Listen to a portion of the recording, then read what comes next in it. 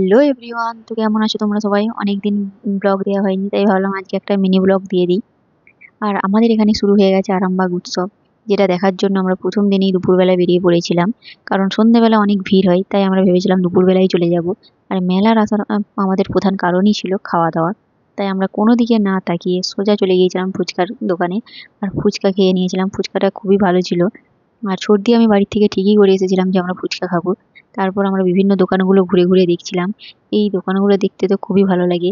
আর আমার যেটা সব থেকে বেশি ভালো লাগে, যে কোনো দোকানে গিয়ে মানে ইয়াররিংস দেখতে, মানে আমি কানের অতটা না পরলেও কানের দেখতে আমার খুব ভালো লাগে, আর কিনতেও খুব ভালো লাগে। তারপর আমরা সোজা চলে গিয়েছিলাম ভেলপুরি খেতে। আর ভেলপুরি খেয়ে দিয়ে বাড়ি আসার সময় আমরা গরম জিলিপি ভাজিয়ে নিয়ে চলে এসেছিলাম। আর তারপর আমরা টোটো ধরে বাড়ির উদ্দেশ্যে রওনা দিয়েছিলাম। আজকের ভিডিওটা কেমন লাগলো জানিও। ভালো লাগলে অবশ্যই লাইক করে